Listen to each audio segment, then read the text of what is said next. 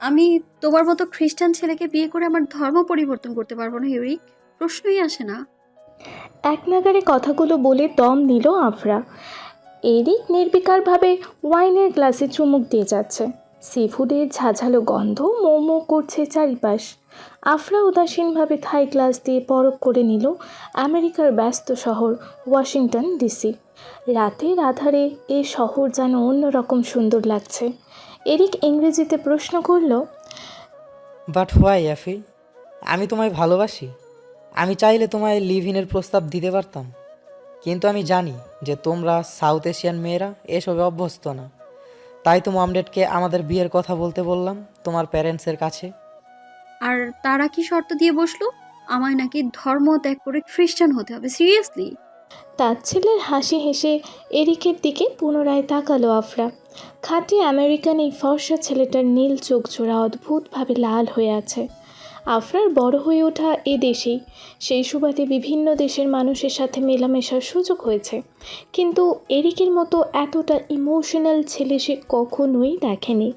আফরা এবার বলল, আঙ্কেল আন্টিকে বলে দিও যে আমি এই বিয়ে করতে পারবো না। তাছাড়া এইসব বিয়ে শাদী নিয়ে আমি কখনোই ইন্টারেস্টেড ছিলাম না এরিক। আমার কাছে এগুলো টাইম পাস ছাড়া আর কিছুই মনে হয় না। আশা করি তুমিও মুভ অন করবে। ভালো থেকো। বলেই নীরবে প্রস্থান করল আফরা। রাস্তা দিয়ে ধীর গতিতে গাড়িগুলো চলছে। ফুটপাতের আশেপাশে মানুষের সমাগম। একটু পরপরই দাঁড়ানো গাছগুলোতে এ শহরটাকে নির্মল করে তুলেছে। আফরা দ্রুত পায়ে রেল স্টেশনের দিকে ছুটল। আজ নিজের ফ্ল্যাটে গেলে চলবে না। ট্রেন চেপে একেবারে জ্যাকসন হাইটসে মম ড্যাডের কাছে চলে যেতে হবে। কিছুক্ষণ আগে ড্যাড মেসেজ দিল যে আফরার উড়নচণ্ডীপনার জন্য মম নাকি তাকে বাংলাদেশে এক দূর সম্পর্কের ভাইয়ের কাছে পাঠানোর ব্যবস্থা করছে। আফরার যাওয়ার একটাই উদ্দেশ্য, মমকে মানাতে হবে যে সে বাংলাদেশে যাবে না, কিছুতেই না। ঘড়ির কাঁটা 11:30 থেকে 11:45 ছুঁই ছুঁই। লিভিং রুমে আফরা বসে আছে। সামনের ডিভানে নীরবে বসা আফরার বাবা আসিফ। আফরা ঠোঁট কামড়ে বসে আছে, মুখে চিন্তার ভাঁজ। আফরার মা মিসেস নীলু এবার ট্রেতে করে 3 কাপ কফি নিয়ে আসলেন। 3টে কাপেই স্টারবাকসের লোগো দেখা যাচ্ছে। মিসেস নীলুর শখের কাপ এগুলো, অতি প্রয়োজন ছাড়া বের করেন না। মিসেস নীলু কফির গ্লাস সামনের টেবিলে রাখতেই এক এক করে সবাই তা নিয়ে নিল। মিসেস নীলু বললেন, তো বিয়ে ব্যাপার কতটুকু এগোলো? আমাদের তো ছেড়েই দিয়েছো, এবার ধর্মও ছাড়বে নাকি? এই কারণেই আফরা মোটেও মিসেস নীলুকে পছন্দ করে না। বিরক্তির সাথে বলল, না বলে এসেছি। ও, আমি তো মনে করেছিলাম বিয়ে করে ফেলবে। আর সহ্য হচ্ছে না আফরার, কড়া গলায় বলল, প্রবলেম কি তোমার মম? আমি তো বললাম যে আমি না করেছি। তো কথা বাড়ানোর মানেটা কি? আমি যেই দিকে পা দিই সেই দিকেই তুমি বাধা দাও কেন? এটাই আমার প্রবলেম, বড় হওয়ার সাথে সাথে বেয়াদব হচ্ছ। মানছি জন্মসূত্রে তুমি এখানেই বড় হয়েছো, তাই বলে তোমায় কি আমি কিছুই শিখাইনি? Drinks, whisky, alcohol, out night এসব তোমার নিত্যদিনের সঙ্গী। আমার সবচেয়ে বড় ভুল কি জানো? ভেবেছিলাম সন্তানকে এই দেশে একটা সিকিউর লাইফ দেব, কিন্তু আমি ব্যর্থ। কোথায় তুমি ব্যর্থ? আমি আজও বাংলাদেশে পা রাখিনি, তবু তোমার জোরাজোরিতে ছোটবেলা থেকেই বাংলা শেখা হয়ে গিয়েছে। এটা কি যথেষ্ট না? হয়তো হতো, কিন্তু তোমার ওই বয়ফ্রেন্ডের বাবা মা কোন গলায় বলে গেল তোমার ধর্ম পরিবর্তন করতে? তুমি যেহেতু জানো তোমাদের রিলেশন কখনোই বিয়েতে রূপ নেবে না, তাহলে রিলেশন করো কেন? আমি ওকে ভালোবাসি না, কিন্তু ওর ফিলিংসকে রেসপেক্ট করি, তাই ওকে মেনে নিয়েছিলাম। তাছাড়া আর কিছুই না, কারণ আমি এইসব নিয়ে কখনো সিরিয়াস ছিলামই না। দম নিল আফরা। মিসেস নীলুর দিকে তাকিয়ে দেখল ওনার মুখ অস্বাভাবিক লাল হয়ে আছে।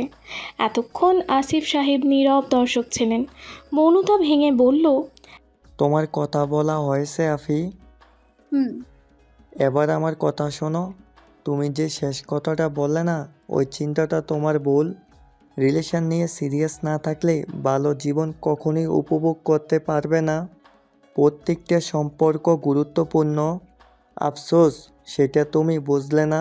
মিসেস নীলু রাগী স্বরে বলল, ও যে পরিবেশে থাকে সেখানে কখনোই সম্পর্কের গুরুত্ব বুঝতে পারবে না। ওর অস্তিত্বে পাশ্চাত্য সংস্কৃতি মিশে গিয়েছে। ভুলে গিয়েছে যে এ দেশ ওর জন্মস্থান হলেও ওর পরিচয় কোনটা। আমি সিদ্ধান্ত নিয়ে ফেলেছি আসিফ, এর থেকে এক দণ্ড আমি নড়চড় করব না। বলেই নীলু বেগম উঠে ড্রয়ার থেকে দুটো টিকিট বের করে আফরার সামনে রাখলেন।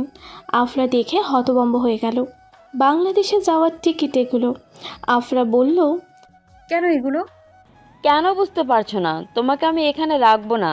তুমি বিড়িতে যাচ্ছ। আমেরিকার এয়ারপোর্ট থেকে দুবাই হয়ে ঢাকা শাহজালাল এয়ারপোর্টে, তারপর সোজা আরেক প্লেনে সিলেট এয়ারপোর্টে। আমার এক দূর সম্পর্কের ভাইয়ের কাছে থাকবে তুমি। আত্মীয়তার সম্পর্কে সে হয়তো অনেক দূরের, কিন্তু আমার মা বাবার পর তার পরিবারই আমার সবচেয়ে কাছের মানুষ। ইফাজ আঙ্কেল। আফরা প্রায়শই ইফাজ আঙ্কেলের নাম তার মমের মুখে শুনেছে, তাই চিনতে কষ্ট হলো না তেমন। ঠোঁট চেপে মৃদুস্বরে বলল, আমি বিডিতে যেতে চাই মম, কিন্তু এখন না। গ্রাজুয়েশন শেষ করলাম, কিছুদিনই তো হলো। ওয়াশিংটনে থাকার উদ্দেশ্যই একটা ভালো জব করা। আগে তুমি নিজের উগ্রতা সীমায় আনো। তুমি যত ট্যালেন্ট হও না কেন, তোমার অগোছালো লাইফকে আমি জাস্ট ঘৃণা করি আরফা। আফরা নামে কেবলমাত্র আফরাকে ওর মমই সম্বোধন করে, না হলে এখানে অ্যাফি নামেই সে অভ্যস্ত থাকতো। এবার সে বলল, তুমি আমার উপর এভাবে জোর খাটাতে পারো না মম।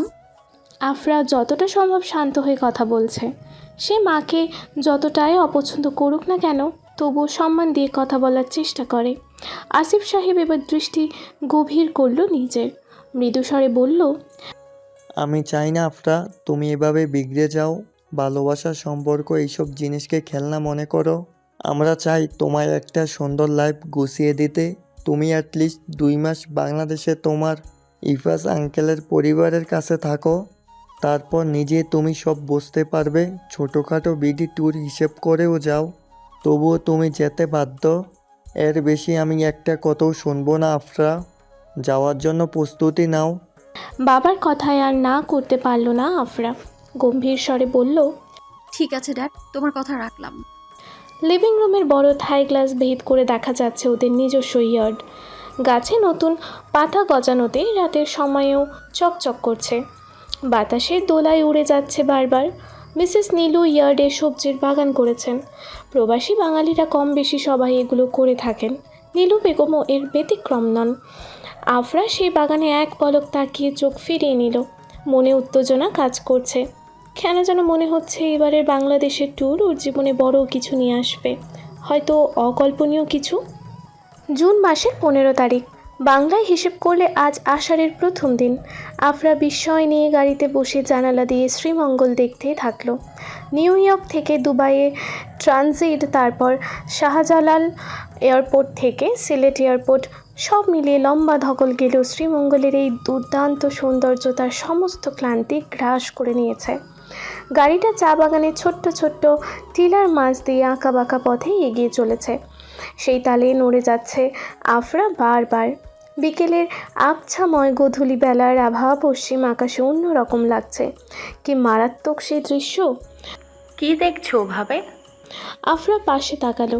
এক মধ্যবয়স্ক মহিলা বসে আছেন, মুখে শমিত হাসি। উনি সম্ভবত ইফাজ আঙ্কেলের ওয়াইফ মিসেস নাবিলা।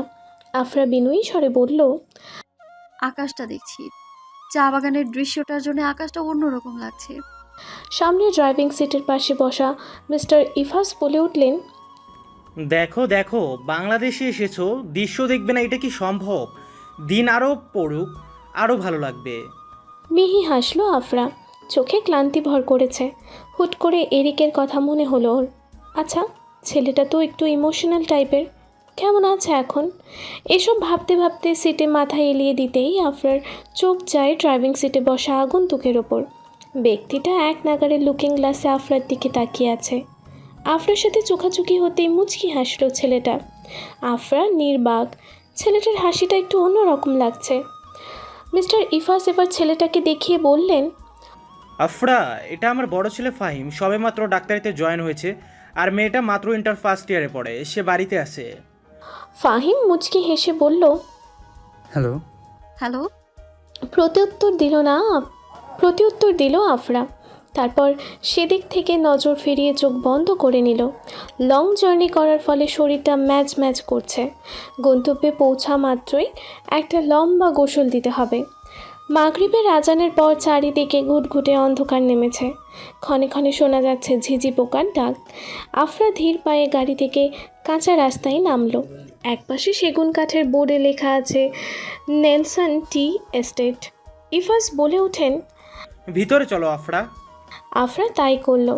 চা বাগানের ছোট্ট ছোট্ট টিলার মাঝ দিয়ে সরু কাঁচা রাস্তা। দুপুরে বৃষ্টির কারণে কাদা জমে আছে। আফরা সাবধানে সেদিকে দিয়ে টি এস্টেটের শেষ প্রান্তে এলো। দুতল বিশিষ্ট কাঠের তৈরি ছোট্ট একটি বাংলো বাড়ি। মিসেস নাবিলা বলল তাদের এই জমিটি নাকি বর্ডারের একেবারে কাছে, অর্থাৎ বাংলোর পেছনে দাঁড়ালে নাকি ভারতের মেঘালয়ের সুউচ্চ পাহাড়গুলো দেখা যায়। বর্ণনা শুনেই ভালো লাগলো আফরার। না জানি দেখলে কেমন লাগবে। ফাহিম এবার বাংলোর উল্টো পাশে ছোট্ট ঘরটির দিকে মুখ করে চেঁচিয়ে বলে উঠল, ফারহান, এই ফারহান, এখানে আছো? বিরক্ত হলেন মিসেস নাবিলা। ছেলেটির উদ্দেশ্যে বলে উঠল, ফাহিম, তোর কি মনে হয় ফারহান এই সময় বাড়িতে থাকার মানুষ? ওই নবাবজাদার কথা বাদ দে তো। আফরার আজব লাগলো এরকম কথা শুনে, যে হচ্ছেটা কি। হতঃপর কিছু বুঝতে না পেরে সে বাংলোটিতে ঢোকার জন্য উদ্যত হলো। দুর্ভাগ্যবশত কাদায় পা দেয়াতে পা পিছলে যায়। আফরা ভেবেছিল যে সে হয়তো পড়ে যাবে, কিন্তু তৎক্ষণাৎ নিজের হাতে টান খাওয়াতে ধ্যান ভেঙে গেল। ফাহিম নামের ছেলেটি ওর হাতের কবজি ধরে ফেলাতে এই যাত্রায় বেঁচে গিয়েছে। ফাহিম মুচকি হেসে বলল, এভাবে কতক্ষণ তাকিয়ে থাকবেন মিথ? এবার তো সোজা হয়ে দাঁড়ান। ফাহিম ছেলেটা টান মারতেই আফরা ফাহিমের একেবারে কাছাকাছি এসে পড়ল। এক পলক এই ছেলেটার চোখ দেখে আফরার মনে পড়ল এরিকের কথা। ফাহিমের চোখগুলো একেবারে এরিকের মতো। পার্থক্য শুধু একটাই, ফাহিমের চোখ জোড়া কালো আর এরিকের নীল। তবু মনে কেমন এক মিশ্র অনুভূতি কাজ করছে আফরার। সব কিছুতে কেমন যেন এক মাদকতা। ফাহিম মুচকি হেসে বলল, welcome to Bangladesh miss Afra. মেঘালয়ের সীমান্ত ঘেঁষে তৈরি কাঠের বাংলোতে আফরা ধীর পায়ে প্রবেশ করলো। সাথেই রয়েছে মিস্টার ইফাস, মিসেস নাবেলা আর ফাহিম নামের ছেলেটি। বলতে হবে পুরনো ধাঁচের এই কাঠের বাড়িটি অনন্য। চারিদিকে পুরনো আসবাবপত্রের সমাহারে কেমন যেন একটা জমিদারি ভাব দেখা যাচ্ছে। মিসেস নাবিলার ইশারায় আফরা বসে পড়ল মোলায়েম সোফায়।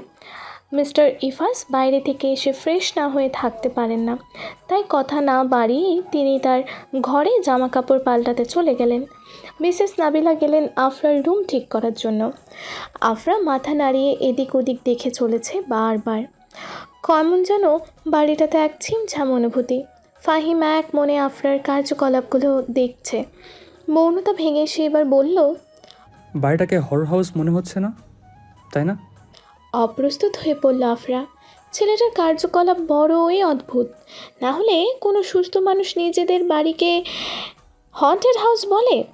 আফরা ফিচেল হাসি দিয়ে বলল, না না, এমন কিছুই না। আমার তো মনে হয় না। আপনি যেভাবে চোখ নাড়িয়ে এক্সপ্রেশন প্রকাশ করছেন, ঠোঁটে চাপা ভাব, প্রমাণ হয়ে যায় যে এই বাড়িটাকে নিশ্চিত হরর হাউস মনে হচ্ছে। আফটারঅল ব্রিটিশ হরর মুভি আপনারা কম বেশি সবাই দেখেছেন। আফরা মিয়ে গেল। ছেলেটি ওর ভাবখানা বুঝে ফেলেছে বলে লজ্জা লাগছে বেশ। ফাহিম তা দেখে আলতো হাসল। আফরা মানতে বাধ্য যে ছেলেটার সেন্স অফ হিউমার চরম লেভেলের। না হলে কেউ কীভাবে জাস্ট এক্সপ্রেশন দেখে গট গট করে সব বলে ফেলবে। ফাহিম আবারও বলল, এই পুরো বাংলোটাই ব্রিটিশ স্টাইলে বানানো হয়েছিল ইংরেজদের আমলে। পরবর্তীতে জর্জ নেলসন নামের এক ব্রিটিশ নাগরিক থেকে এই জায়গাটি আমার দাদা কিনে নেন। এত পুরনো বাংলো পরে সংস্কার করা হলেও নেলসন টি স্টেট নামটি আর পরিবর্তন হয়নি। আফরা এবার বুঝলো এর কারণ, তবু কিছু বলল না। অদ্ভুতভাবে ওদের দুজনকে এখানে রেখেই মিসেস নাবিলা কোথায় চলে গিয়েছে যে এখনও আসছে না। তখনই ট্রে হাতে নিয়ে রান্নাঘর থেকে আসলো একটি মেয়ে। সে ট্রে থেকে একটি শরবতের গ্লাস নিয়ে আফরার দিকে এগিয়ে বলল, এই নাও আপু। আফরা এবার খেয়াল করলো মেয়েটিকে। হলুদ সালোয়ার কামিজ পরিহিতা মেয়েটির ঠোঁটে স্মিত হাসি, মুখে আন্তরিকতার ভাব। আফরা অনুমান করলো যে মেয়েটির বয়স হয়তো 18-19 হবে। সেই চাঞ্চল্যতাটি যেন স্পষ্ট ফুটে উঠেছে চেহারায়। আফরা গ্লাসটি নিয়ে বিনয়ী সুরে বলল। ধন্যবাদ। আফরার মুখে ধন্যবাদ কথাটি শুনে অবাক না হয়ে পারল না মেয়েটি। ওর ধারণা ছিল যে আফরা হয়তো বাংলায় দুর্বল হবে, কিন্তু এক ধন্যবাদে ওর ধারণা পাল্টে গেল। মেয়েটি খুশিতে গদগদ হয়ে বলল, স্বাগতম আপু, আমি ইলা, তোমার ইলফাজ আঙ্কেলের ছোট মেয়ে। দেখেই বুঝতে পেরেছি চেহারা তোমার আঙ্কেলের মতোই হয়েছে। তবে তুমি দেখতে খুব মিষ্টি আপু। ফাহিম ভাইয়া তোমার ছবি আমাকে দেখিয়েছিল। ছবিতে তুমি যতটা না সুন্দর, বাস্তবে তার থেকেও বেশি সুন্দর তুমি। ইলার কথা আফরার সামনে বিব্রত হয়ে পড়ল ফাহিম। আফরা গোল গোল চোখে করে তাকিয়ে আছে ফাহিমের দিকে। ইলা আসলেই বোকাশোকা, না হলে এভাবে এই কথাটা আফরাকে বলতো। ফাহিম বিব্রত কণ্ঠে বলল। ফেসবুক থেকে দেখেছিলাম। আফরা কিচ্ছু বলল না বিনিময়ে। ইলা আবারও বলে উঠল, তো আপু, তোমার কয়দিন থাকার প্ল্যান আছে? ইলা, এভাবে কেউ মেহমানদের বলে যে কয়দিন থাকবে? আফরার যতদিন খুশি ততদিনই থাকবে। হুট করে সরু সিঁড়ি বেয়ে নামতে নামতে বলল মিস নাবিলা। ইলা চুপসে গেছে। বোঝা গেল মাকে প্রচণ্ড ভয় পায় সে। মিসেস নাবিলা বিনয়ীভাবে আফরাকে বলল, দুঃখিত লেট করানোর জন্য। তোমার রুম আমি রেডি করে দিয়েছি, যাও ফ্রেশ হয়ে নাও। আফরা কথা মতো তাই করলো। যাওয়ার আগে ফাহিমের সাথে চোখাচোখি হলো একবার। ফাহিম দেখা মাত্র মুচকি হেসে বলল, have a good night. Afra যেই রুমটিতে থাকে ইলার ভাষ্যমতে এটা ফাহিমের রুম। অন্য রুমগুলোর অবস্থা তেমন একটা ভালো না বিধায় ফাহিমের রুম দেওয়া হয়েছে আফরাকে।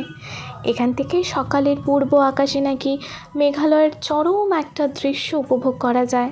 আর পুরো বাংলোতে এটাই একমাত্র ঘর যেখানে পূর্ব ও পশ্চিম পাশে বারান্দা আছে।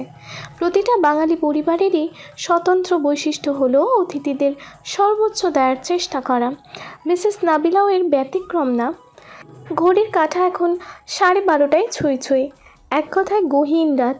খাওয়া দাওয়া সেরে জানালার ধারের একটা দিবানে আফরা বসে আছে অনেকক্ষণ হলো, তবুও চোখে ঘুম নেই।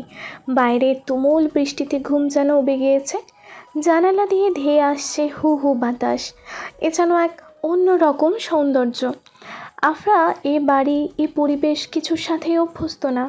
আমেরিকায় যেমন living room, dining space, kitchen সব একসাথে, সেখানে বাংলাদেশে তা আলাদা। সব রুমের সাথে অ্যাটাচড ওয়াশরুম নেই।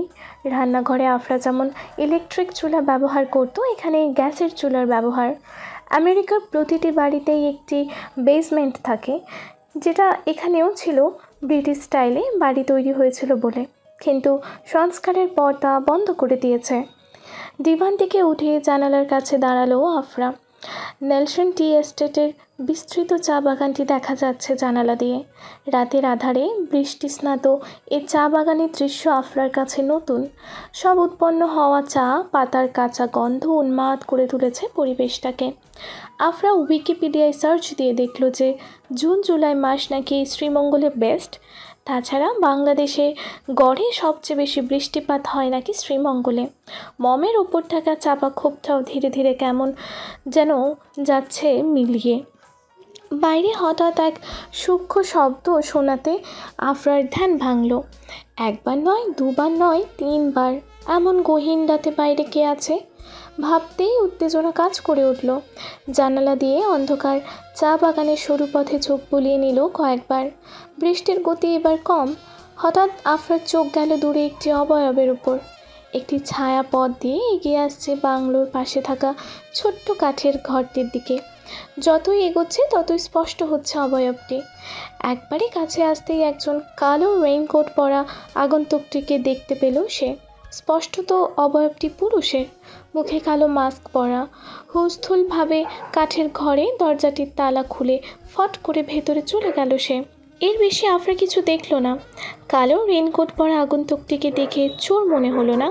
এই অন্ধকার পথে যেভাবে হেঁটেও কাঠের ঘরে ঢুকলো মনে হলো এখানকারই কেউ। কে জানে কে হবে। আফরা আর না ভেবে ঘুমাতে চলে গেল। পরদিন সকালে আকাশটি পরিষ্কার, ফুরফুরে হাওয়া বইছে চা বাগানের মধ্য দিয়ে। আফরা দ্রুত পায়ে তাই কাঠের বাংলোর অদূরেই থাকা ছোট্ট কুঠিরের দিকে এগিয়ে চলল। আশেপাশে জঙ্গল ঝোপঝাড়ে ভরা। মনে হচ্ছে না যে এখানের যত্ন খুব একটা নেওয়া হয়। কিন্তু অদ্ভুত কারণে মাছ দিয়ে ঘাসগুলো মরে আছে, যেন কেউ এই পথ প্রতিদিন ব্যবহার করে। আফরা কাঠের কুঠুরের কাছটায় গিয়ে আরও এক ধাপ অবাক হলো। এই পাশটা বেশ পরিষ্কার, পাশ দিয়ে একটি ঢাল নেমে গিয়েছে যেখানে সরু একটা নদী। এটাই মূলত বাংলাদেশ আর ভারতের সীমান্ত। ইলা বলেছিল যে মাঝে মাঝে পুলিশ বা সেনাবাহিনীর সদস্যরাও নাকি এখানে এসে সব পরখ করে যায়। কিন্তু আফরা সেদিকে মাথা ব্যথা নেই। সে ভাবছে যে গত রাতে একজন পুরুষকে সে দেখেছিল। তাহলে এখন তালা দেওয়া কেন? এমন তো নয় যে আফরার আসার আগেই সে চলে গিয়েছে। আফরা আপু, তুমি এখানে কি করছো? আফরা পেছনে ফিরে দেখলো ইলা, চোখে মুখে আতঙ্কের ছাপ। আফরা বলল, এভাবেই জাস্ট দেখতে এসেছিলাম। দেখা হলে ফিরে চলো আপু, মা নাস্তা করার জন্য ডাকছে। আচ্ছা, আর একটা কথা, বলো। এখানে এসো না, এখানে আমাদের আসা নিষেধ আছে, তাই না আসাই ভালো হবে। কথাটি ওর অদ্ভুত লাগলেও কিছু বলল না। ইলার কথা মতো তাই চলে গেল মিসেস নাবিলার কাছে। নাস্তায় বিশাল আয়োজন দেখে আফরা অবাক। চা, juice, bread, egg toast, omelette থেকে শুরু করে ইনস্ট্যান্ট নুডলস, রুটি, ভাজি, বুটের ডাল সব আছে। আফরা অবাক হয়ে বলল, এত কিছু? তো মেহমান এসেছে, আমরা রান্না করব না? অনেক টাইপ খাবার আছে, তোমার যেটা ভালো লাগে ওটাই খাও। আফরা আর কিছু বলল না। মিস্টার ইফাজ, ইলা, ফাহিম সবাই বসে আছে টেবিলে। ফাহিমের ফর্মাল লুক দেখে মনে হচ্ছে হাসপাতালে যাবে সে। গায়ের রঙের সাথে পরনের শার্টটি বেশ মানানসই। আফরা এক পলক ফাহিম আর ইলার দিকে তাকিয়ে খাবারে মনোনিবেশ করলো। ওদের পরিবারটি আফরাদের মতো না, বেশ উৎফুল্ল আর প্রাণোচ্ছল ধরনের। তবে আফরা কখনোই সে সুযোগ পায়নি। মম ড্যাড দুজনেই চাকরি করার কারণে কৈশোর জীবন পার করেছে স্কুল ফ্রেন্ডসদের সাথে। পরবর্তীতে 18 বছর হলেই জ্যাকসন হাইটস ছেড়ে ওয়াশিংটনে শিফট হয়ে যায়। তবে এখানে বাবা মায়ের প্রতি ফাহিম আর ইলার কেয়ারিংটা আফরার ভালো লাগছে। মিস্টার ইফাজ খাওয়ার মাঝে বলে উঠলেন, তোমার মম ড্যাড কল দিচ্ছে, তুমি জানো? আফরা স্তম্ভিত হয়ে পড়ল, নীরবে বলল, না, মোবাইল ডিসচার্জ হয়ে গিয়েছে, চার্জ দেইনি আর। কথাটি মিথ্যা। আফরা আসলে চাচ্ছে না এই মুহূর্তে মম ড্যাডের সাথে কথা বলতে। মিস্টার ইফাজ বললেন, তোমার মম ভোরে কল দিয়েছিল আমায় যে তুমি ঠিকঠাক মতো এসেছো কিনা। আমি বলে দিয়েছি কোনো সমস্যা হয়নি, পরে কল দিও। ঠিক আছে। ফাহিম খাওয়া সেরে উঠল এবার। মিসেস নাবিলার উদ্দেশ্যে বলল, মা, আমি হসপিটালে গেলাম। Take care everyone. কদিন একটু ম্যানেজ করতে পারিস না ফাহিম? মেয়েটা আমেরিকা থেকে এলো, একদিনও হয়নি, ওকে নিয়ে ঘুরতে হবে তো তোকে। পারছি না মা, আজ একে তো নতুন জয়েন হলাম, তারপর আজ ওভারটাইম ডিউটি আছে। ইলা, আজ প্রাইভেট পড়তে যাস না। গতকাল খবর এসেছে আগামী পরশুর মধ্যে এখানে হরতাল হতে পারে। ছাত্ররা কী নিয়ে জানি আন্দোলন করছে, তাই বের না হয় ভালো। আচ্ছা, বলে উঠল ইলা। ফাহিম অতঃপর আফরার দিকে এক নজর তাকিয়ে বেরিয়ে পড়ল ব্যাগ নিয়ে। আফরা খাওয়া দাওয়া সেরে এবার বাড়িটা ঘুরবে। বাংলাদেশে আসতে প্রথম দ্বিধা জন্মালেও এখন মনে হচ্ছে এখানে এই মৌসুমে না আসলে চরম একটা ভুল হতো।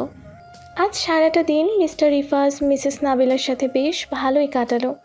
বলতে হবে যে এবারের প্রত্যেকটা সদস্যই বেশ আন্তরিক। বিকেলের দিকে মিস্টার ইফাজ আর মিসেস নাবিলা একটি জরুরি দাওয়াতের জন্য মৌলভীবাজার গিয়েছিলেন। কিন্তু সন্ধ্যের দিকেই খবরে হঠাৎ শোনা গেল যে শহরে নাকি হরতাল শুরু হয়ে গিয়েছে। সে সুবাদে ফাহিম আর ওদিকে তারাও নিজ নিজ জায়গায় আটকে গেলেন। ইলাকে ফোন করে বললেন যে হরতাল আজ রাতে আর আসতে পারবে না। সেই সুবাদে পুরো বাড়িতে এখন ইলা আর আফরা। আফরা দেখে অবাক হলো যে ইলা বেশ সাহসী ধরনের মেয়ে, এক কথায় সহজে ভয় পায় না। পুরো সন্ধ্যা রাতটাই ইলার সাথে ওর বেশ ভালো কেটেছে। এখন রাত হয়েছে অনেক। ইলা এখন আফরার জামা কাপড়গুলো আলমারিতে গোছাচ্ছে আর কথা বলছে। কথার এক পর্যায়ে বলল, আপু আমার না সত্যিই ঘুম পাচ্ছে। তাহলে এগুলো রেখে দাও, আর করতে হবে না। তাহলে ঠিক আছে, তুমি একা ঘুমাতে পারবে তো? আফরা হেসে দিল ইলার কথায়। ইলার গাল টিপে বলল, তুমি পারলে আমি কেন পারবো না? তাও ঠিক। আচ্ছা, আমি গেলাম তাহলে আপু, গুড নাইট। Good night. ইলা চলে গেল এবার। বাইরে ঝিরি ঝিরি বৃষ্টি পড়ছে, হয়তো যে কোনো সময় তা বিকট রূপ ধারণ করবে। আফরার মনে এক পলক চিন্তার বাসা বাঁধল হঠাৎ। আজও কি সেই মিস্টার রেইনকোট বয়কে দেখা যাবে? পরক্ষণে মনে পড়ল এটার জন্য আজ সকালে সূর্যোদয়টা সে মিস করেছে। এই ভুল আর করবে না সে। তাই কম্বল মুড়ি দিয়ে নীরবে ঘুমের রাজ্যে চলে গেল। গভীর ঘুমের অবস্থাতেই আফরার কানে ভেসে আসলো অতি সুর কিছু শব্দ। ক্রমশ সেই শব্দগুলো আরও জোরে শুনতে পেতেই আফরার চোখ থেকে ঘুম উবে গেল। ঘরটা পুরোপুরি অন্ধকার। আজব তো, ড্রিম লাইট তো জ্বালিয়েই সে ঘুমিয়েছিল, তাহলে এখন তো বন্ধ কেন? মনে হয় কারেন্ট চলে গিয়েছে। বাইরে থেকে খানিকটা ম্লান আলো এই ঘরটাকে রহস্যময় করে তুলেছে। পশ্চিম দিকেই বারান্দার দিকে তাকাতেই আচমকা চোখ থমকে গেল আফরার। একজনকে দেখা যাচ্ছে আবছাভাবে। বুকে ক্রমাগত ঢিপ ঢিপ শব্দ হচ্ছে। কে এটা? ওর জানা মতে এই বাড়িতে ও আর ইলা ছাড়া কেউ নেই। আফরা সন্তর্পণে খাট থেকে নেমে ড্রয়ারের ধারালো নাইফটা ছিল। প্রথমে নিজের আত্মরক্ষা, তারপর সব। ছায়াটি হয়তো বারান্দা দিয়ে ঘরে ঢোকার প্রচেষ্টায় আছে। আফরা প্রস্তুত হয়ে থাকলো ছায়াটি ঢোকা মাত্রই তাকে আক্রমণ করবে, এবং করলো তাই। সে ঢোকা মাত্রই আফরা তার গলায় ছুরি আটকে দেয়ালের সাথে চেপে ধরল। ঘরে লাইট নেই, যা আলো আসছে সব বাহির থেকে।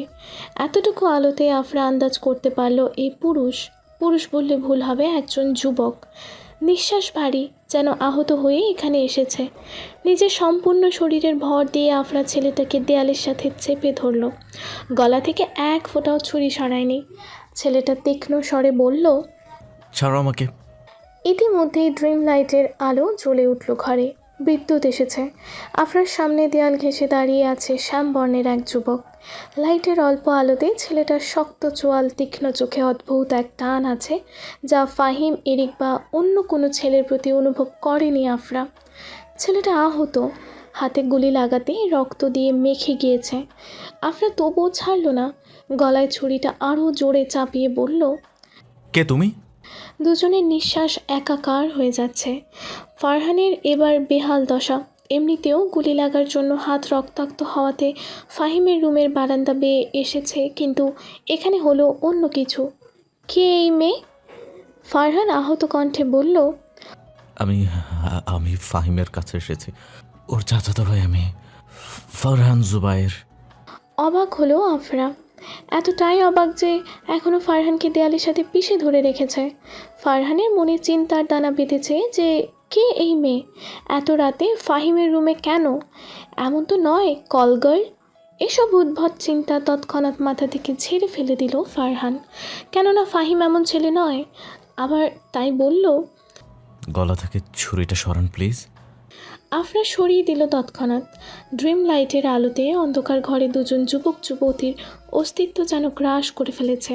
আফরা লাইট জ্বালালো ঘরের। ফারহান দেয়াল ঘেঁষে আহতের মতো দাঁড়িয়ে আছে, গুলিবিদ্ধ বাহুর আশপাশ দিয়ে রক্তে মাখামাখি। আফরা অবাক হয়ে বলল, আপনার এই অবস্থা কেন?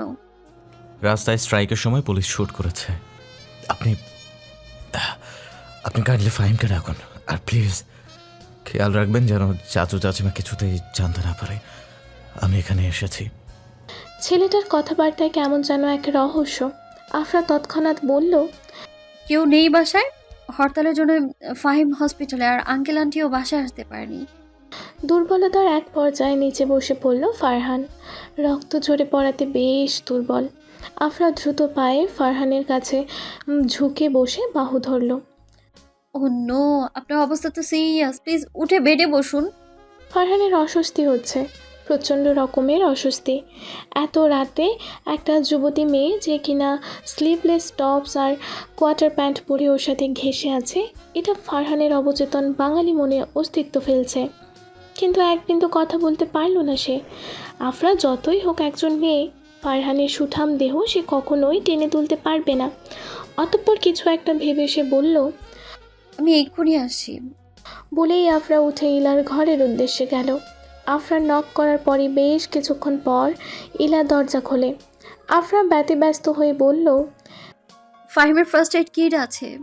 তা তো আছেই, কিন্তু এত রাতে কি করবে ওটা দিয়ে? নিঃশ্বাস ফেলল আফরা, তারপর গহীন স্বরে বলল, ফারহানকে ইলার মুখ শুকিয়ে গেল ফারহান নামটি শুনে, তাই অবাক হয়ে বলল, তুমি চিনো ফারহান ভাইয়াকে? আজ চিনলাম, সে এসেছে। মেবি স্ট্রাইকে পুলিশের গুলি খেয়েছে। ভয়াবহ অবস্থা। ইলার ঠোঁট চেপে মৃদু শ্বাস নিল, তারপর বলল, কোথায় এখন? আমি যে রুমে থাকছি সেখানে। বৃষ্টির গতি কমে এবার রূপ নিয়েছে ঝিরে ঝিরে বৃষ্টিতে। বাইরে নিস্তব্ধতার অনুভূতি। আফরা আর ইলা ফারহানকে টেনে বেডে বসিয়ে দিল। ফারহান সজ্ঞানে কিছু শরীরে জেকে বসেছে একরাশ দুর্বলতা। নিঃশ্বাস নিচ্ছে প্রবলভাবে। আফরা একটা চেয়ার নিয়ে ফারহানের ঠিক মুখোমুখি বসলো। ফার্স্ট এইড কিট থেকে কটন বের করে যেই না ফারহানের শার্টে হাত দিতে যাবে, চেঁচিয়ে উঠল ফারহান। হ্যালো, কি করছেন আপনি? বিরক্ত হলো আফরা। দেখছে ওর বাহুর ক্ষত সরানোর উদ্দেশ্যে বসেছে, তবুও আফরা বলল, দেখছেন না শার্ট খুলছি। ওটাই তো, শার্ট খুলছেন কেন? আপনি কি ডক্টর যে আমার ট্রিটমেন্ট করবেন? ফাহিম আসুক, ওকে দিয়ে করাবো। আফরা কিঞ্চিত ভ্রু কুঁচকে ফারহানের দিকে তাকালো, তারপর ঠোঁট চেপে মৃদু স্বরে বলল, শরীরের জোর এখন না থাকলেও গলায় জোর ঠিকই আছে। আর এসব ক্ষত সারানোর ট্রেনিং আমাদের স্কুল লাইফে দেওয়া হয়, তাই ভয় পাবেন না। এবার তো শার্ট খুলুন। আপনার ডান পাশটা উন্মুক্ত করলেই হবে। নেক্সট হতে তো আর বলছি না আমি। আফরার কাট কাট গলা। ফারহান উপায়ন্তর না পেয়ে শার্টের বোতাম খুলে উন্মুক্ত করলো নিজের ডান পাশটা। আফরা এবার অতি সাবধানতার সাথে কটন দিয়ে রক্ত সাফ করে দিচ্ছে। নিঃশ্বাস উপচে পড়ছে ফারহানের বুক বরাবর। ফারহানের শ্বাস বেরিয়ে আসার মতো উপক্রম, সেই সাথে অচেনা অজানা মেয়েটির প্রতি প্রবল ক্ষোভ। কোনো মেয়ে ওর কাছে আসলে হুঙ্কার দিতে দ্বিধাবোধ করতো না, সেদিকে এই মেয়ে অবলীলায় কী সব করে চলেছে। তার উপর মেয়েটির পরনে স্লিভলেস জামা আর কোয়ার্টার প্যান্ট প্রমাণ করে দেয়, আর যাই হোক এই মেয়ে অন্য 4-5 বাঙালি মেয়ের মতো না। গুলিটা বের করতেই ফারহানের মুখ দিয়ে উহ করে একটা শব্দ বেরিয়ে এলো। পাশ থেকে ইলা বলে উঠল, ভাইয়া তুমি? ঠিক আছে, আমি, চিন্তা করিস না। ইলাকে বলতে না দিয়েই বলল ফারহান। আফরা এবার সন্তর্পণে বাহুতে ব্যান্ডেজ করে দিল। এর মধ্যে ফারহানকে কয়েকবার দেখল সে। ফারহান যেন অনুভূতিহীন। ব্যাপারটা এমন যে এসব বিষয় ছেলেটার সাথে কম বেশি সব সময় হয়ে থাকে। আফরা এবার বলল, আপনি থাকেন কোথায়? বাংলোর কাছে যে ছোট্ট ঘরটি আছে ওখানে। ফারহানের তীক্ষ্ণ উত্তর। আফরার কাছে গতকালের রহস্যটি বেরিয়ে এলো জলের মতো। তাহলে সেই মিস্টার রেইনকোট ম্যান তবে ফারহান? তবে আফরার মনে একটু খচখচানি চলছে। এই বাড়িতে আসলো একদিন পূর্ণ হয়ে গেল, অথচ মিসেস নাবিলা বা মিস্টার ইফাস কেউই ফারহানের নামটুকু উচ্চারণ করলো না। গাড়ি থেকে নেমে ফাহিমের মুখে একবার শুনেছিল, তবে মিসেস নাবিলা তা এড়িয়ে দিয়েছেন সুনিপুণতাভাবে। আফরা এবার ইলার উদ্দেশ্যে বলল, ইলা, তুমি রুমে গিয়ে ঘুমিয়ে পড়ো। আচ্ছা ঠিক আছে। চলে গেল ইলা। অবশেষে আফরাও ফাহানের হাতে ব্যান্ডেজ করে দিল। ফাহানের কাছ থেকে সরে এসে বলল, প্রথমেই সরি, তখন এভাবে অ্যাটাক করার জন্যে। ফাহান তপ্ত শ্বাস ছেড়ে বলল, আপনি আপনার জায়গায় ঠিক আছেন, সরি বলার প্রয়োজন নেই। তা তো বুঝলাম, তবে আপনি এভাবে বারান্দা দিয়ে ফাহিমের কাছে এসেছেন কেন? দরজাও তো নক করতে পারতেন। ফারহান প্রখর চোখে তাকালো আফরার দিকে। কই ভেবেছিল এই মেয়েকে ধন্যবাদ জানাবে, আর এই স্পাই মেয়ে তো রীতিমতো ওকে হেনস্থা করছে। না, ফারহান একে চেনে, আর না এই মেয়ে চিনে ফারহানকে। তাহলে এত অধিকারবোধ কিসের? কিন্তু শরীরে এত দুর্বলতা যে রাগটা প্রকাশ করতে পারল না। দুর্বল পায়ে উঠতে গেলেই আফরা ফারহানের ঘাড় চেপে বলল, এ কি, আপনি উঠছেন কেন? এই জায়গাটা আমার থাকার জন্য না, আমি আমার ঘরে যাচ্ছি। এই শরীর নিয়ে যাবেন? এগুলো আমার কাছে নিত্যদিনের ব্যাপার, আমি পারবো। ফারহান যাওয়ার জন্য উদ্যত হতেই আফরা হাত চেপে খাটে বসিয়ে দিল ফারহানকে।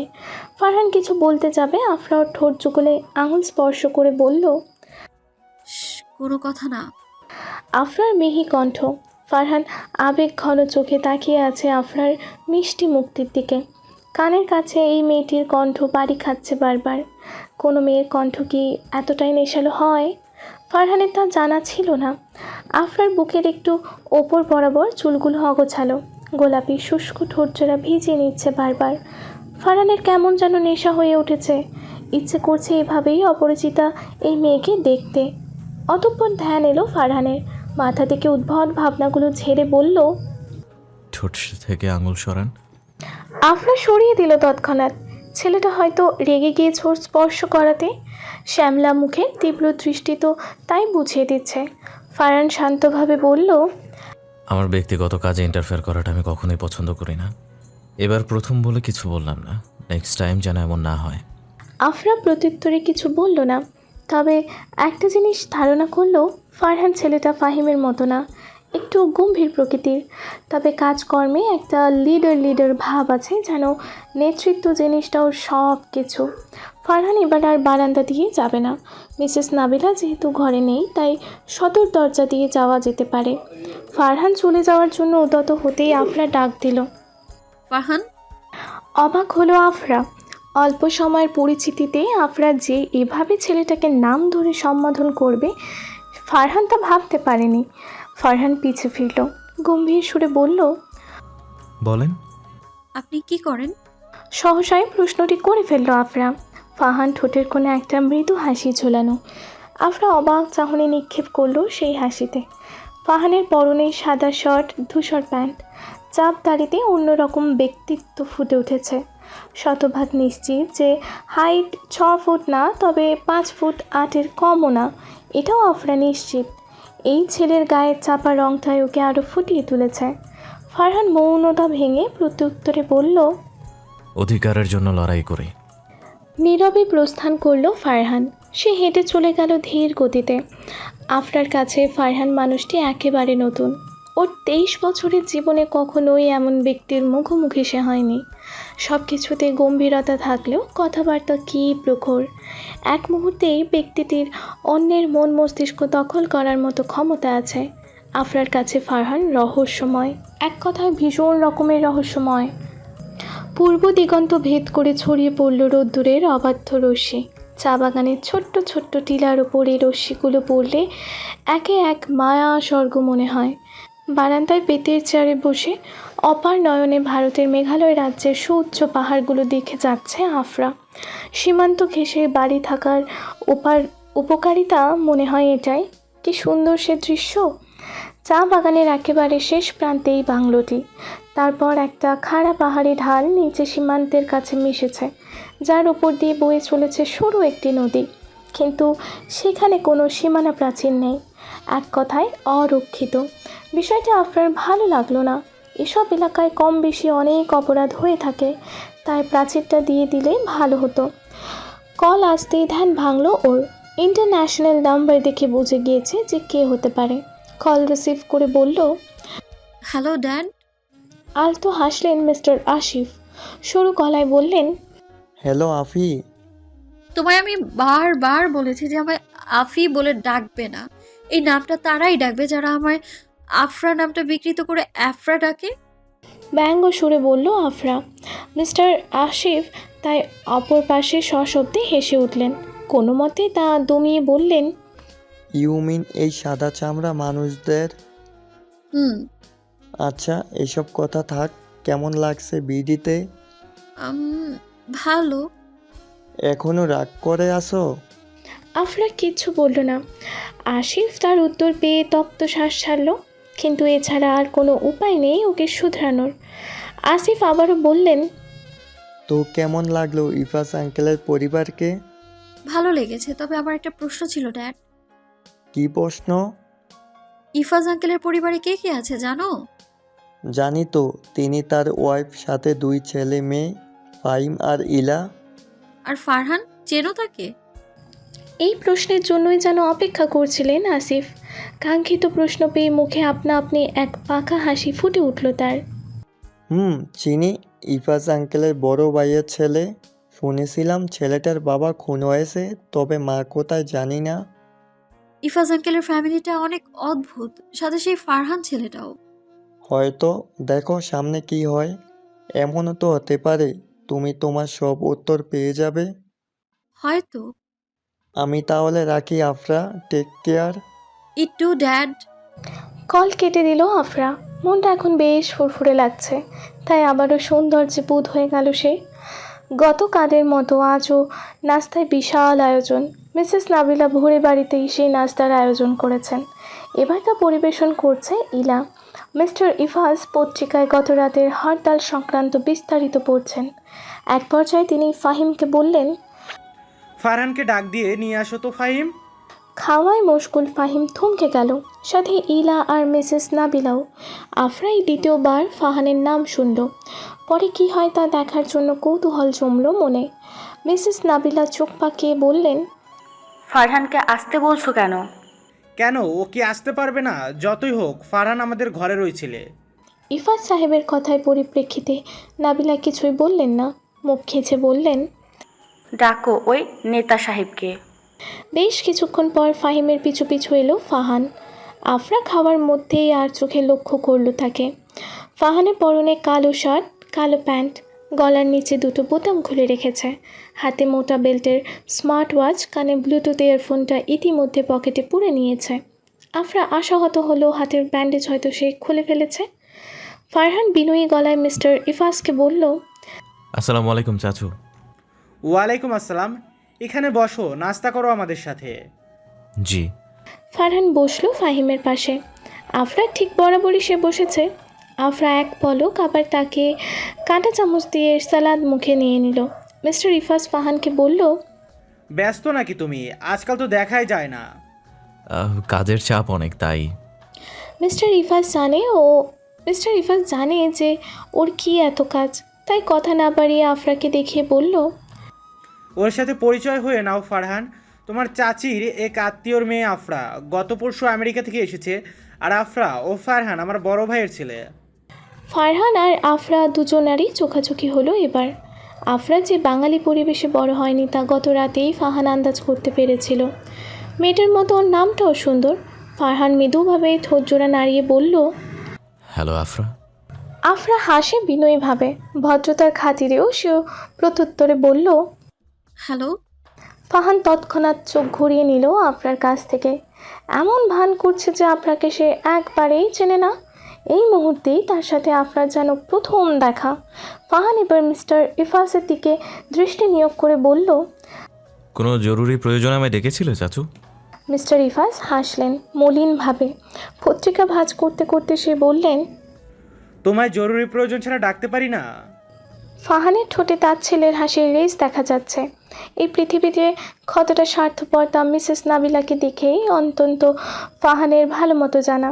কিন্তু এসব কথা একটা বাইরের মেয়ের সামনে এভাবে বলতে ওর মন সায় দিল না। তাই শান্ত গলায় প্রত্যুত্তরে বলল, আজ পর্যন্ত প্রয়োজন ছাড়া আমায় কখনোই ডাকুনি তুমি চাচু। লজ্জায় মাথা নুয়ে ফেললেন মিস্টার ইফাজ। এই বৃদ্ধ বয়সে এসে তিনি আন্দাজ করতে পারছেন যে ছেলেটার মনে প্রচণ্ড ক্ষোভ আর অভিমানের অস্তিত্ব রয়েছে, যা কখনোই হয়তো সে প্রকাশ করবে না। আফরা এদের কথোপকথন শুনে অবাক হলো। কিছু একটা গণ্ডগোল আছে যা হয়তো সে ধরতে পারছে না। মিস্টার ইফাজ মৌনতা ভেঙে বললেন, আজ ব্যস্ত আছো অনেক। আছি। কোথায় যাচ্ছ এখন? বর্ডারের দিকে একটা মিটিং আছে ওই এলাকার চেয়ারম্যানের সাথে। ইলা আর আফরাকে তাহলে বর্ডারের ওদিকে যে কোনো ট্যুরিস্ট জায়গায় নিয়ে যাও। ওদেরকে রেখেই তুমি তোমার মিটিংয়ে যেও। মেয়েটা দুদিন ধরে বাংলাদেশে এসেছে, অথচ ফাইমের এত কাজের চাপ যে ও নিয়ে যেতে পারছে না। মিস্টার ইফাজের কথায় কোনো প্রতিক্রিয়া দেখালো না ফারহান। খাওয়া দাওয়া শেষ করে সে স্থির গলায় বলল, ঠিক আছে। প্রসন্ন হলেন মিস্টার ইফাজ। আফরা আর ইলার উদ্দেশ্যে তাই বললেন, তোমরা দুজন রেডি হয়ে বাইরে দাঁড়াও, ফারহান গাড়ি নিয়ে অপেক্ষা করবে তোমার জন্য। আফরা একটি হালকা বেগুনি রঙের ফতুয়া আর জিন্স পরে নিল, কাঁধে বরাবরের মতো একটি ছোট্ট ব্যাগ। আফরা কেন যেন মনে হচ্ছে আজ অন্যান্য দিনের তুলনায় ওকে দেখতে অনেক সুন্দর লাগছে। তুলি দিয়ে আটকানো সিল্কি চুলগুলো খুলে ক্লিপ লাগিয়ে নিল। ইলা আজও প্রথম দিনের মতো হলুদ রঙের একটি থ্রি পিস পরেছে। দ্রুত স্বরে সে বলল, আপু তাড়াতাড়ি চলো, ভাইয়া রেগে গেলে পরে আমাদের রেখেই চলে যাবে। ইলার কথায় দ্রুত পায়ে বাইরে চলে গেল আফরা। চা বাগানের ছোট্ট ছোট্ট টিলার মাঝখানে সরু পথ দিয়ে 2-3 মিনিট হাঁটলেই পিচ ঢালা রাস্তার সামনে বিশাল গেট। সেখানেই দাঁড়িয়ে আছে ফারহান, গাড়িতে হেলান দিয়ে আনমনে মোবাইল স্ক্রলিং করছে। আফরা সেখানে গিয়ে বলল, এই যে মিস্টার, এসে পড়েছি। ওকে, গাড়িতে উঠে পড়ুন। ফারহান আফরার দিকে না তাকিয়ে নির্বিঘ্নে কথাটি বলে উঠল। ছেলেটার কীর্তিকলাপ দেখে অবাক হলো আফরা। ইতিমধ্যে ইলাও এসে পড়েছে গাড়ির সামনে। আফরা আবারও বলল, গাড়ির ফ্রন্ট সিটে বসবো নাকি ব্যাক সিটে? ফারহান মোবাইল রেখে সরু চোখে তাকালো আফরার দিকে।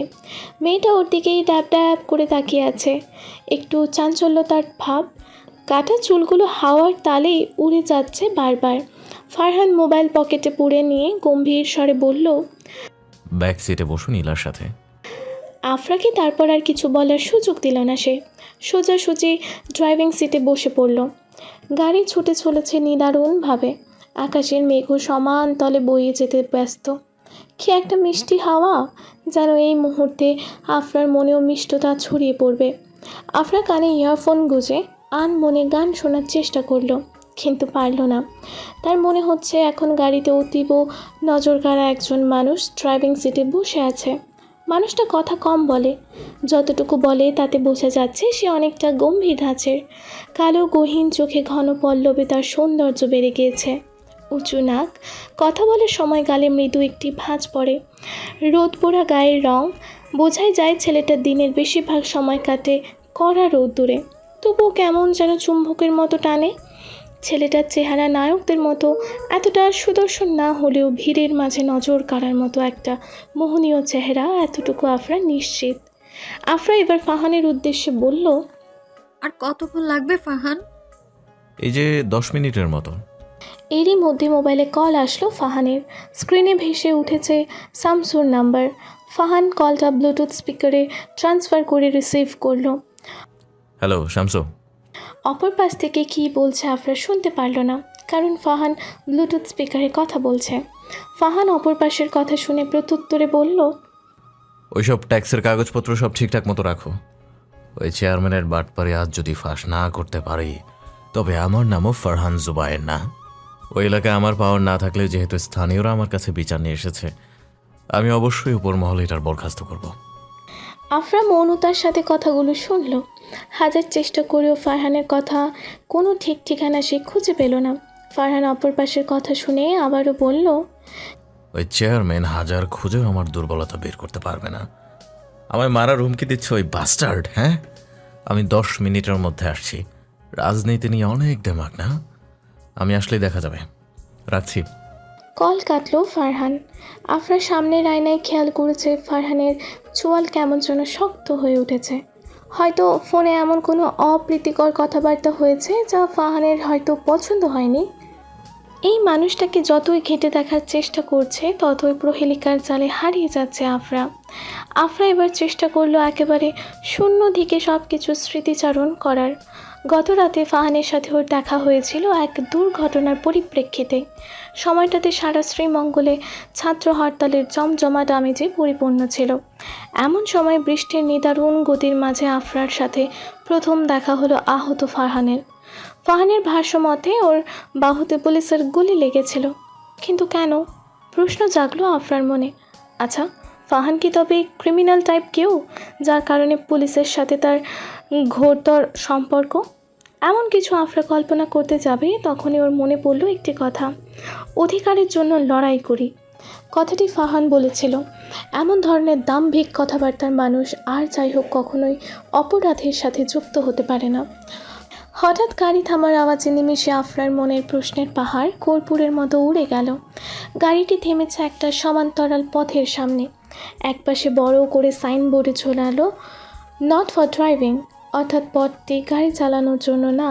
আফরা আর ইরা বেরিয়ে এলো গাড়ি থেকে, পিছু পিছু ফারহানও। আকাশটা পরিষ্কার, তাই অনেক মানুষই ঘুরতে এসেছে এখানে। বলা বাহুল্য, শ্রীমঙ্গলে আষাঢ় মাসে এমন দৃশ্য দেখা দুর্লভ। আফরা অপার নয়নে তাকিয়ে থাকলো পথের দিকে। সামনে সরু পথ, দুধার দিয়ে বিস্তৃত ক্ষেত। শেষ প্রান্তে কিছু চায়ের স্টল আছে পানাহারের জন্য। আফরা আসার আগে গুগলে জায়গাটির নাম দেখে এসেছিল, কিন্তু কোনো এক কারণে তা ভুলে গেল সে। আফরা খেয়াল করলো ফারহান কাউন্টারের দিকে গিয়েছে। 5 ফুট 8 ইঞ্চির এই মানুষটার কথাবার্তার ধরনই এমন যে সহজেই কাউকে আকৃষ্ট করতে পারে। ফারহান ওখানে কি বলেছে আফরা তা জানে না। ছেলেটার সব কিছুই সুন্দর, মাঝে মাঝে ফারহানের বলা কিছু সিলেটি ভাষাও কানে ভেসে আসছে, যা আফরার বোধগম্য হলো না। এখানকার স্থানীয়দের সাথে সিলেটি ভাষায় কথা বলতে হবে, এটাই স্বাভাবিক, বরং প্রমিত ভাষায় কথা বলাটাই হয়তো কিছুটা অস্বাভাবিক। ফাহান দুটো টিকিট নিয়ে এলো আফরা আর ইলার কাছে। আফরার উদ্দেশ্যে বলল, এনি টিকিট, আর প্লিজ ইলাকে রেখে বেশি দূর যাবেন না। চাচু যদিও আপনাকে এখানে আনার দায়িত্ব আমায় দিয়েছে, তবুও আপনার সিকিউরিটির ব্যাপারে আমি হেরফের করতে যাচ্ছি না। বুঝেছি। আপনি আবার আসবেন নাকি আমরা একাই যাব? ফারহান ভ্রু কুঁচকে আফরার দিকে তাকালো। কেন যেন মনে হচ্ছে যে এই মেয়েটা হয়তো বড্ড বাচাল ধরনের। আফরাকে কোনো উত্তর না দিয়ে ইলাকে বলল, ওনার খেয়াল রাখিস, এক দেড় ঘন্টার মধ্যে ফিরে আসবো। বলেই গাড়ি নিয়ে চলে গেল ফাহান। আফরা এখনও সে পানে তাকিয়ে আছে। মানুষটির ব্যবহার আজব, সেই মতো কথাবার্তাও বড়ই আজব, কেমন যেন মায়াজালে নিয়ে যায়। তবুও কতটা চোখ ধাঁধানো তার প্রতিটা কাণ্ড। আফরা আমেরিকায় থাকাকালীন অনেক ধরনের ছেলেমেয়ের সাথে অবাধে মেলামেশা হয়েছে, কিন্তু বাংলাদেশের এক কোণে শ্রীমঙ্গলের ফাহান জুবায়ের এর মতো এতটা প্রলুব্ধ করার মতো ব্যক্তি সে কখনো দেখেনি, হয়তো দেখবেও না।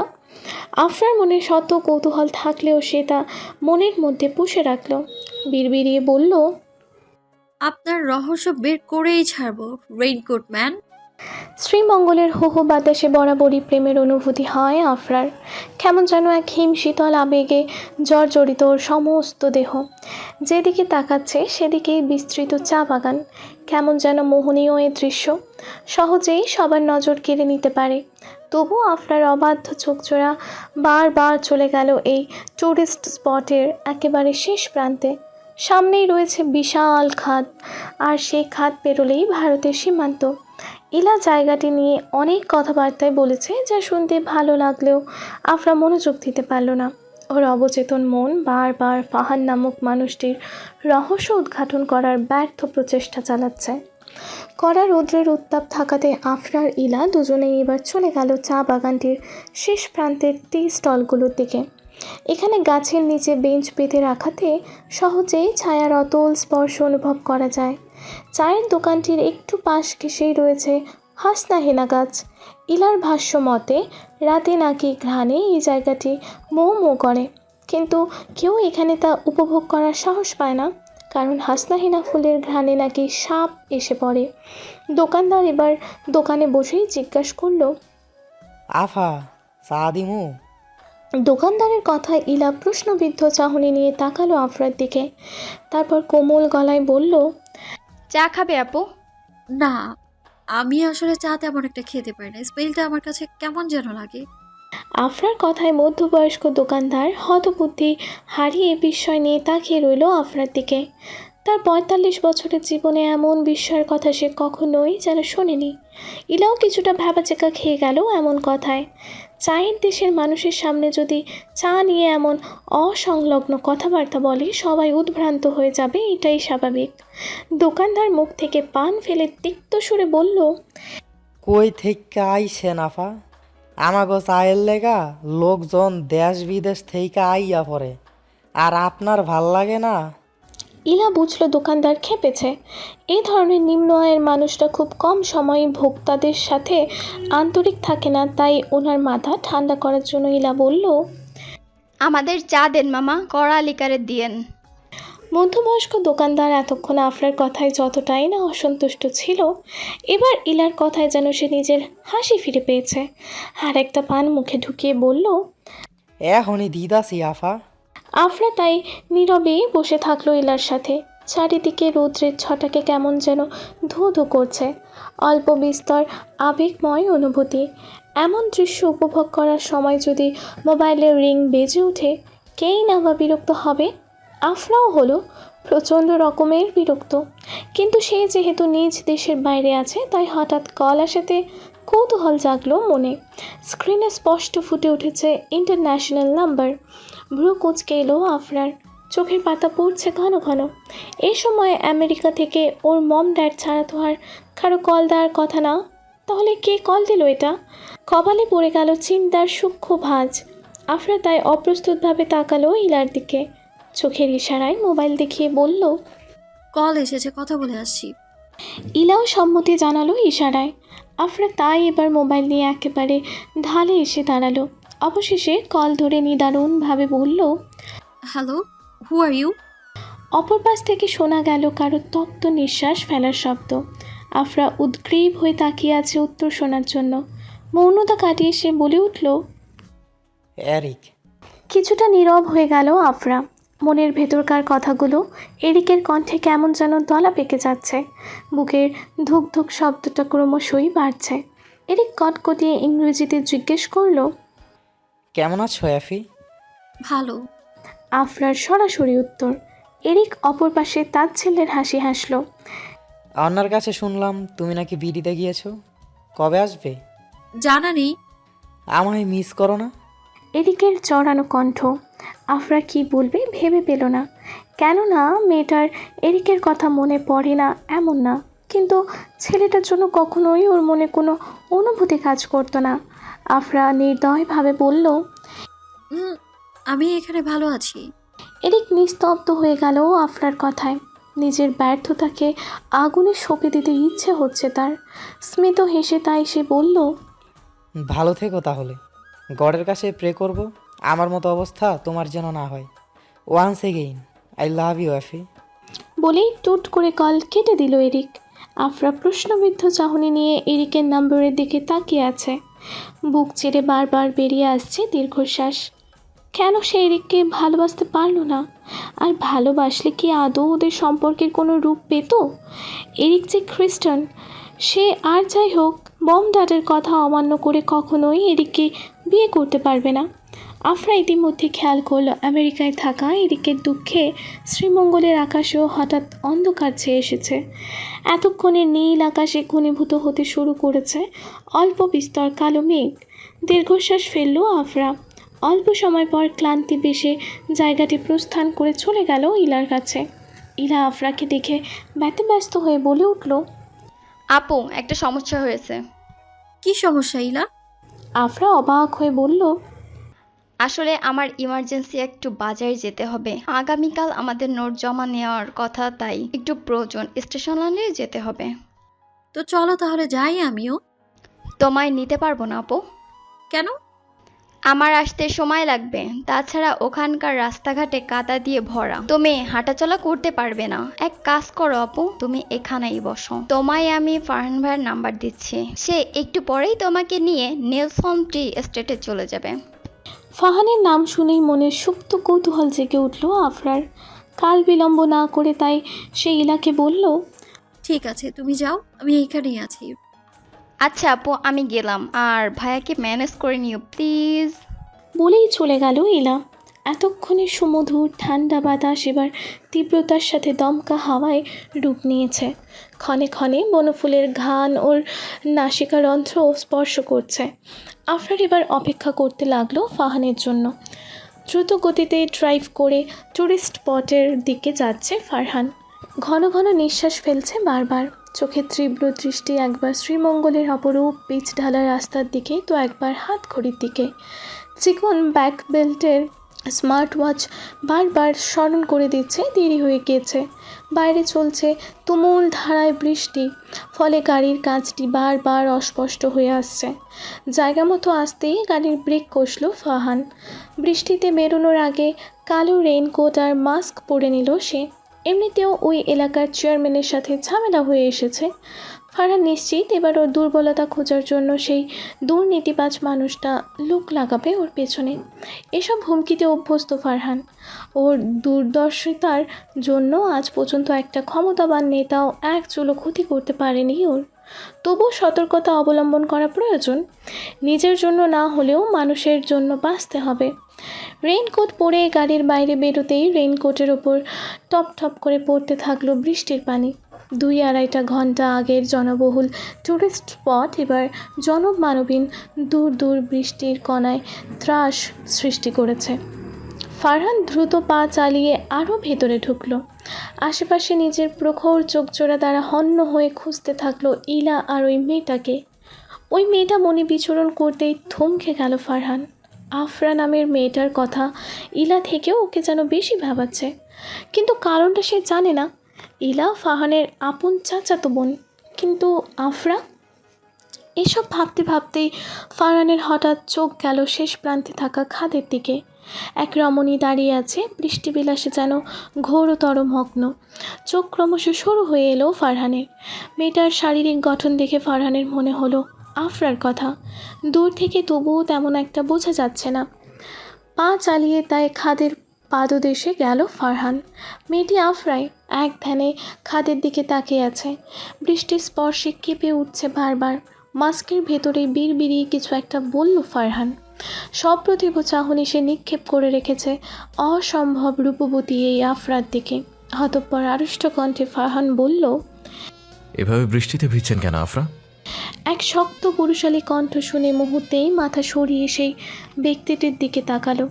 শার্টের উপর পরনে কালো রেইনকোট, মাথাটা ঢেকে রাখলেও মসৃণ চুল বেয়ে কপালে পানি পড়ছে টপ টপ করে।